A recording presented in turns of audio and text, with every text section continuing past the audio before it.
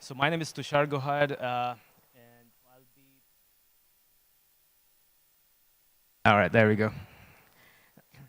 So excited to be here. First of all, shout out to all the Ceph developers for creating the future of storage, the Linux of storage, and a vibrant community that we are proud to be part of. So Intel has a long history of contributing to open source, including Linux. We have several other projects that I'm part of.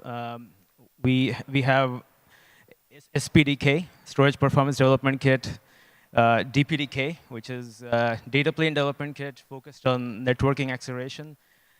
And we have been bringing those technologies to Ceph. I'm going to talk a little bit in detail about that.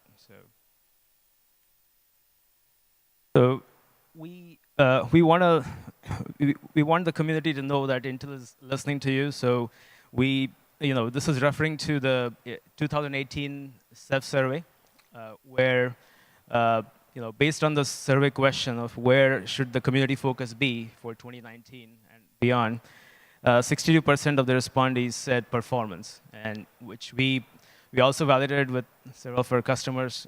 So that's where our lead developers have been focusing. And in the as the title of this presentation said, we are committed to pushing the performance of Ceph through our contributions. So here's a glimpse of why we are focused on and where.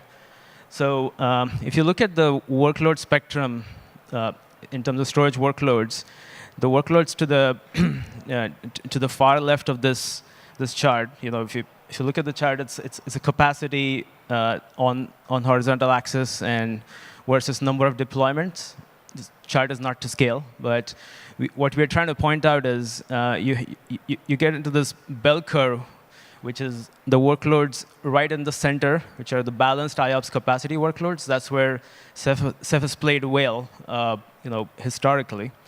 So these workloads are basically the realm of your modular enterprise storage arrays, which have been dominated by 10K SAS based RBD solutions. So this is where most of the Ceph deployments are today, and this Ceph is expanding in this space with improved CephFS and the advent of cheaper and deeper QLC NAND. The workloads to the far left of this chart are highly specialized and have typically required hardware appliances, which are accelerated with either ASICs or custom software. And Ceph has historically been light in this space, and this is where Intel has been focusing on, bringing faster, newer workloads to Ceph.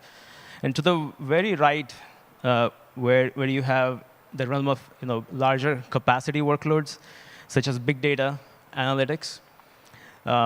So while the number of deployments are small, in terms of the total terabytes or petabyte space, that's the biggest opportunity we have in terms of scale. So Ceph, I would say, has rightly focused on Rados Gateway and other object storage improvements recently, which is helping expand the footprint to the right side. So for good reasons, we have focused on pushing the performance of Ceph, to the left. And here's a glimpse of our involvement in the community. We have been deeply involved with the community since 2014. We made contributions initially attributing to some of the manageability as well as enterprise readiness feature set of Ceph. And more recently, we have, I would say probably starting Jewel, we have focused our efforts on improving Ceph performance. So we actually were one of the early contributors to BlueStore. We have continued to make improvements to the BlueStore commit path, as well as other RocksDB related improvements. We are actually working on contributing SPDK as well as PMDK backends for SSDs, as well as persistent memory. But to the far right, what we are working on today is basically the Crimson OST project. So with lead from Red Hat team, Kafu, Casey, and Radek, we have 3 developers from Intel that are contributing to the Crimson OST project. The success in the last 5 to 6 months has been we have a C-star based DPDK primitives, C-star DPDK primitives based messenger merged into master, and it's functional. We are seeing pretty good improvements already. So Ingshan from our team actually has a detailed talk later today on the topic. You're encouraged to attend that.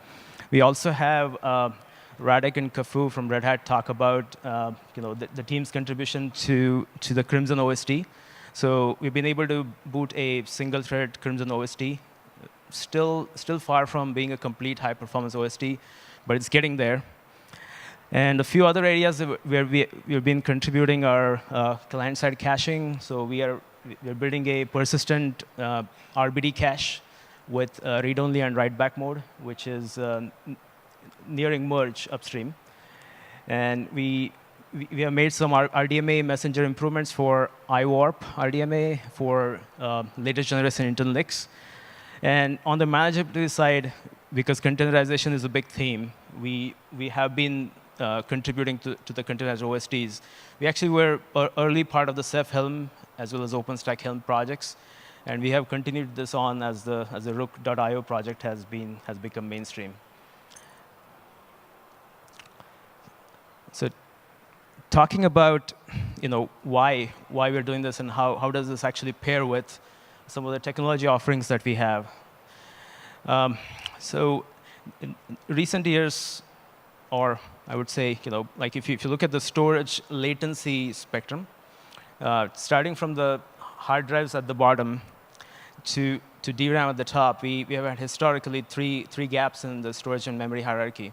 The first gap being high capacity DRAM offerings. The second being high performance storage offering, which is basically the gap between SSD and the DRAM tier. And then third gap being at the lowest end, where you do need that TCO optimized, but a high performance flash tier. So Intel,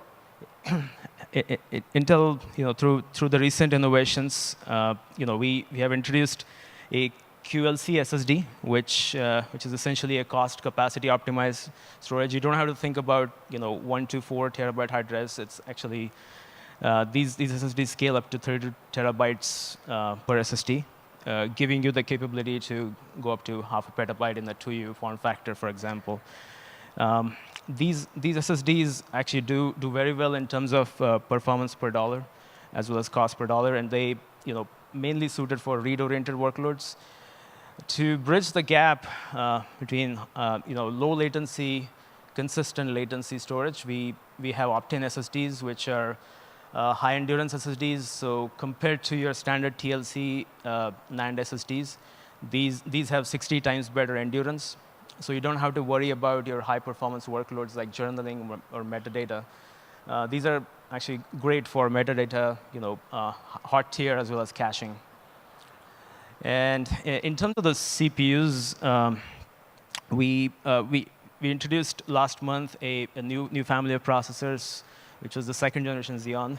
The cluster, Office Analyst cluster that Sage announced today, is actually equipped with these nodes, these processors, the highest end platinum processors. So it's a community cluster for you to try on.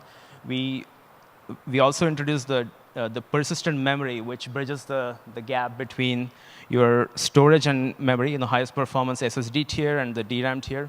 So this cluster, the community cluster, is going to have this memory technology as well.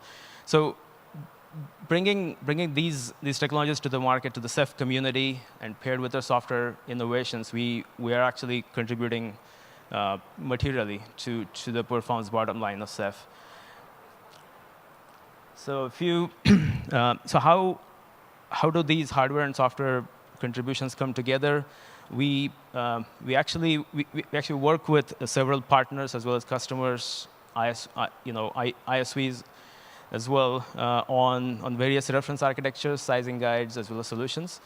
So I've just called out a few, a couple of examples of performance optimized and cost capacity optimized solutions, what they might look like with these new technologies.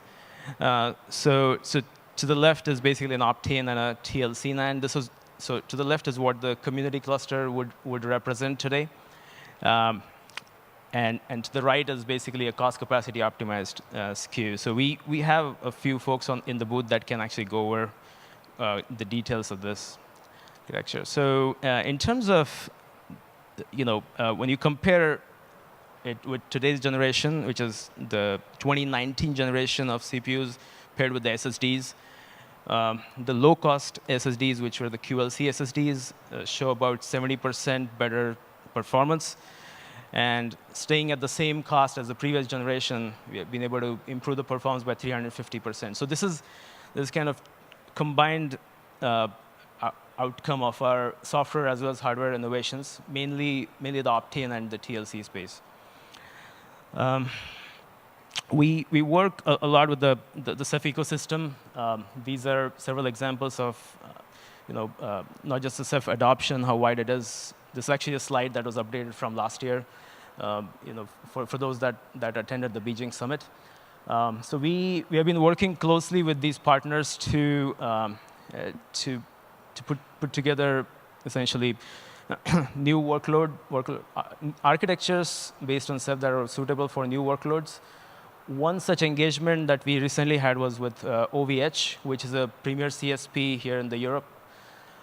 They were challenged with a few things, with respect to deploying all NVMe Ceph. So I have Pavel Sadowski from the block storage team at OVH to talk about this collaboration and what they have to go through. So thank you.